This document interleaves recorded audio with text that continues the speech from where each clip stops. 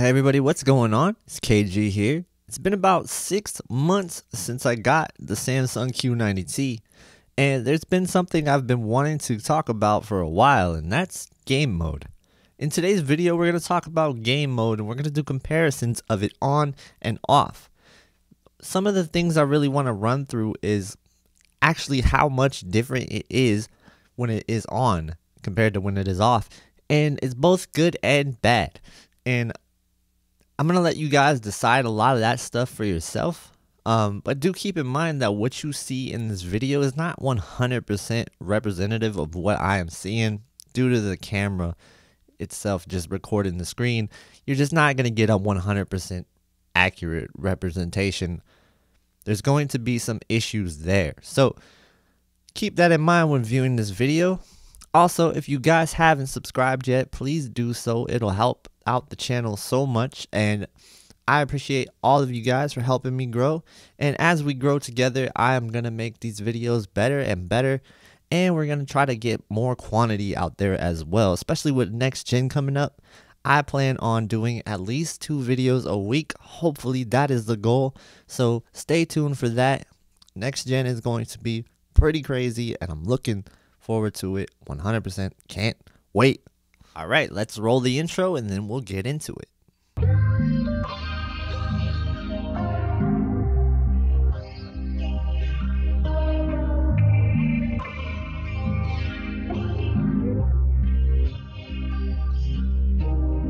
All right, so let's get into these clips. On this one, we have game mode on and off. For clip 1, 3, and 4, I'm not going to tell you guys which one is on and which one is off. I would just like you to guess in the comments below. On this second clip, I have HGIG on the left, and on the right, we have it off. And the difference is it's a little bit darker on the left side. Now, this is not a game that is designed for HGIG, so do keep that in mind. For these clips, I wanted to kind of give a blind comparison first. And later on in the video, when we show other games, I will show it on and off comparison, and I won't make you guys guess that. But I do want you to guess this one for the Star Wars one, because I do think it'll be interesting to see what you guys comment and say the answer is. So let me know your guesses in the comments below. And I think this one is a lot more dramatic than the other 2 clips or 3 clips. And yeah, man, what do you guys think?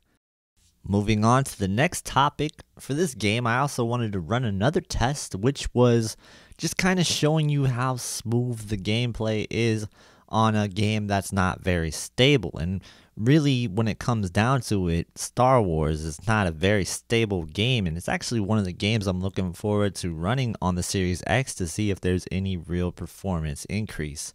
So for this game specifically, there's a lot of frame drops, and one of the things I want to talk about is when to use Game Motion Plus versus when to use VRR. So I'll say that when you're playing a game that's very unstable like this, you're going to want to use VRR. And the reason for this is because when you put on Game Motion Plus, you'll notice that when there's a frame drop, it's really stuttery. And I get this question a lot, actually. A lot of people say that Game Motion Plus has a lot of stutters. And the reason for that is when you're playing a game that's very unstable with frame rates, you're going to have a lot of stutters. So I suggest only using Game Motion Plus when you are playing a game that is a rock solid 30 frames per second or a rock solid 60 frames per second. And what that means is you just don't see a lot of dips. It's a well optimized game, and you're just not going to have any issues with it. Now, when to use Game Motion Plus versus VRR, like I said, VRR, that's when you want to tick on for unstable games, unstable frame rates.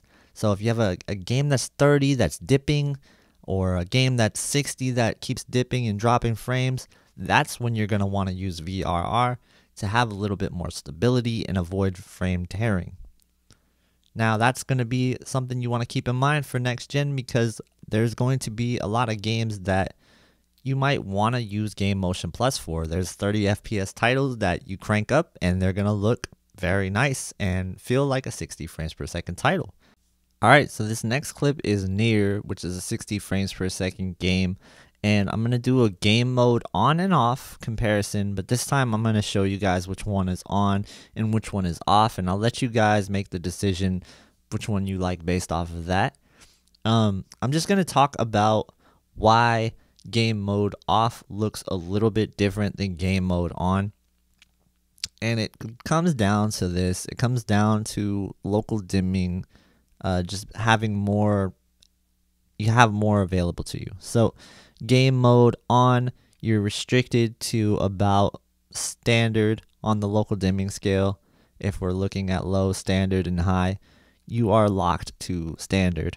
Now, when we go outside of game mode, we can go to high local dimming, and I think that creates a lot of dramatic examples of game mode on and off.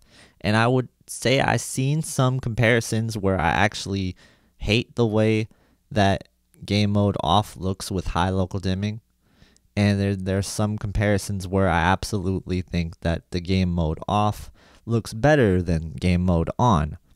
But those examples are really few and far between, and I would say a good 90% of games that I've played, I actually prefer game mode on over game mode off, which is a great thing for any TV to say, because you don't really want to be playing outside of game mode. There's just a ton of latency, and I don't recommend it at all, like at all.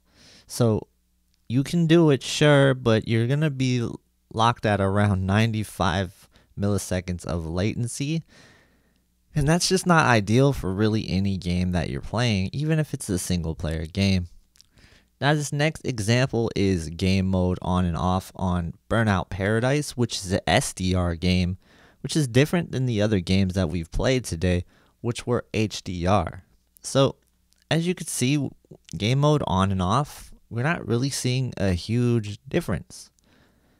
In my opinion, I honestly had a hard time telling unless it was side by side. I could see little subtle differences, but not a whole lot there.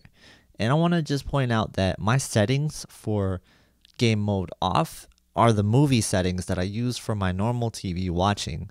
And it's set very, very similar to my normal game mode on settings. I like to keep my settings around the same, just so I have like no huge differences when I go outside of a game or when I go into a game.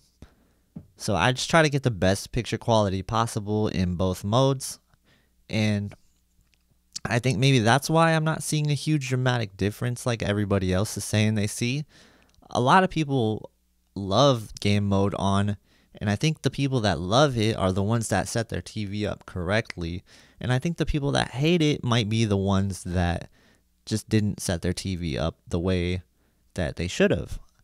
Now, that's not to say that everybody messed up and set their TV up the wrong way.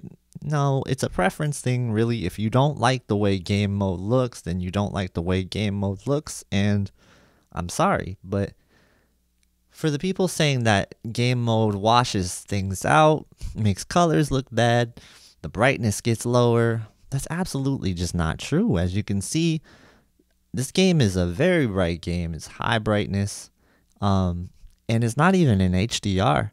So this is one of the titles that I cannot wait to come back and play on the Series X in auto HDR, and you best believe I'm going to have a video for that, because this game is fantastic looking even years later.